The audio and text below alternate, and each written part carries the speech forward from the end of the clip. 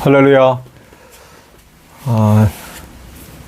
새벽 기도 영상 촬영에 갑자기 문제가 발생해서 촬영을 하지 못하고 끝난 다음에 서재에 들어와서 오늘 말씀 큐티를 함께 나누려고 합니다.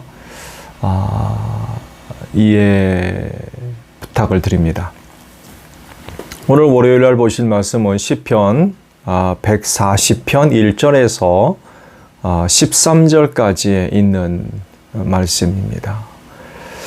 오늘 주신 말씀은 7절 상반절에 있는 말씀이에요. 내 구원의 힘이신 하나님이라고 하는 말씀을 가지고 월요일 아침 함께 은혜를 나누고자 합니다.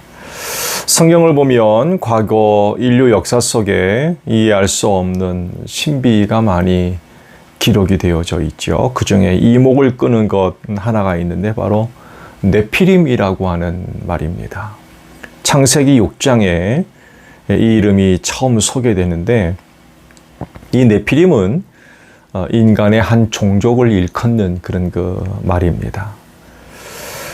성경이 이들을 소개하는 것을 보면 놀라운 그런 사실들이 숨어 있어요. 즉 하나님의 아들과 사람의 딸 사이에서 태어난 사람이라고 소개를 하고 있고요. 그래서 그런지 이 네피림은 거인족이라고 설명을 하세요. 키가 얼마나 컸는지는 모르겠지만 여하간에 거인족이었다고 소개를 하고 있고요. 단지 키만 큰 거인족이 아니라 옛날에 있던 용사들이었고 또 유명한 사람들이었다라고 소개를 하고 있습니다. 이런 사실이 의미하는 것은 네피림이 그 당시 인간이 안고 있는 여러 가지 많은 문제들을 해결했던 그런 사람들이었다는 것입니다. 그러니까 유명한 사람들이었다라고 이제 소개를 하는 거겠죠.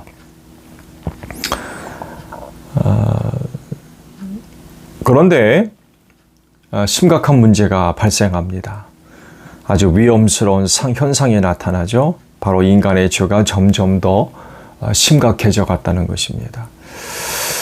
사람의 죄악이 세상에 가득 차고 심지어는 그 마음에 생각하는 모든 계획이 언제나 악한 것뿐이었다라고 성경이 말씀하고 있어요. 결국 그 당시 출현했던 네피림들은요. 그들이 갖고 있는 능력을 통하여서 여러 가지 많은 문제들을 해결할 수 있었던 유명한 사람들이었는지는 모르지만 이 죄의 문제는 해결할 수가 없었어요.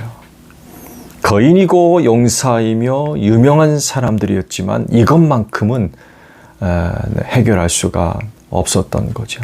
어쩌면 세상을 죄악으로 가득 차게 만드는 데 있어서 본인 자신들이 일조를 했는지 몰라요.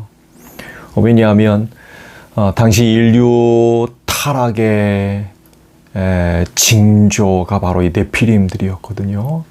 하나님의 아들들이 사람의 딸들의 아름다움을 보고 모든 여자로 아내로 삼았다라고 기록하신 말씀들을 보게 되면 당시 인류가 죄악으로 가득 찬 세상을 만들어가는 데 있어서 그 출발점이 바로 이 네피림들의 등장이기 때문에 그렇습니다. 결국 홍수가 나서 그 방주에 오른 노아의 식구들과 일부의 짐승들을 제외하고는 전부 멸망하고 말았죠. 결국 인류 구원은 사람에게 달려있는 게 아니라는 거예요. 네피림과 같이 특별한 어떤 힘과 능력을 가지고 있는 사람이 아니라 인간의 구원은 하나님께 달려있다. 하나님이 구원하신다는 거죠. 네피림 할 수 없었어요. 그건 오직 하나님만이 하시는 일입니다. 오늘 주신 말씀을 보게 되면 다윗이 한 가지 놀라운 고백을 합니다. 내 구원의 힘은 하나님이다 라고 고백을 합니다. 이런 다윗의 고백은 어떤 립 서비스 차원에서 하는 말이 아닙니다. 인쇄치레로 하는 그런 그 말도 아니고요. 이 말은 체험에서 나오는 고백적인 말입니다. 다윗을 일컬어서 전쟁의 사람이라고 이야기를 하거든요. 정말 많은 전쟁을 벌였던 사람입니다. 정복 전쟁이었죠.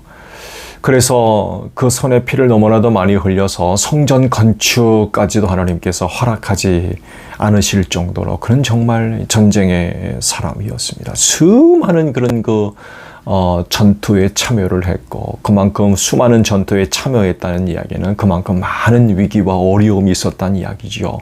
그런데 그 많은 위기 속에서도 그는 살았어요. 그래서 오늘 말씀에도 이와 같은 사실을 밝히고 있죠. 7절을 보게 되면 전쟁을 하는 날에 주님께서 내 머리에 투구를 씌워 보호해 주셨습니다 라고 고백을 합니다.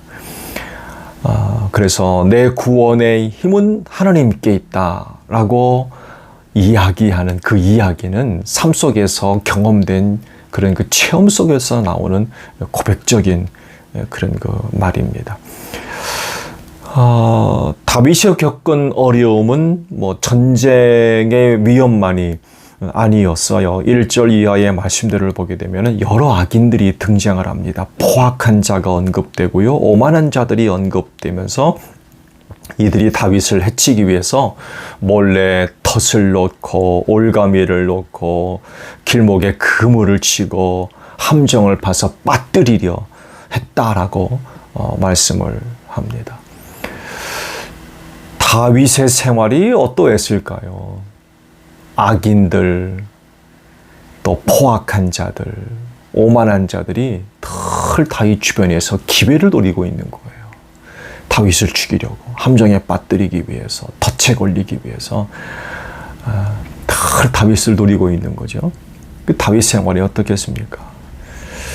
예수님도 마찬가지였죠. 예수님 주변에 유대교에서 파견한 감시자들이 있었죠. 그래 늘 따라다니면서 예수님을 감시했고, 실수하는 거 없나, 잘못하는 거 없나, 대답하기 곤란한 질문을 던지기도 하면서 그런 그 사람들이 있었죠. 그 생활이 어떻겠습니까? 늘 긴장할 수밖에 없죠. 늘 피곤하고. 왜? 원수들이 늘 주변에서 기회를 노리고 있으니까 보통 피곤한 게 아니죠. 이런 일이 우리 그리스도인에게 발생한다고 생각해 보십시오. 살겠습니까? 이런 생활에서 다윗이 위로를 삼고 희망과 용기를 가질 수 있는 유일한 것은 하나님이었습니다. 왜냐하면 하나님만이 구원의 힘이라는 것을 다윗이 너무나도 잘 알고 있었기 때문입니다. 구원은 하나님께 있습니다. 오직 하나님만이 그리스도인을 구원하는 구원의 힘 되십니다. 많은 사람들이 나름 자기를 구원할 수 있는 그 어떤 것들을 가지고 있어요. 우상 숭배로부터 시작해서 점을 친다든지 부적을 갖고 다닌다든지 마스코트를 만들어 가지고 여기저기에다가 붙이거나 매달고 다니기도 하고 그런 그 모습들이 있죠. 가장 대표적인 것이 있다고 하면 아마 돈일 것입니다. 돈이 모든 곳에서 자기를 지켜주고 보호해 줄 것으로 이제 믿는 거죠. 그렇지만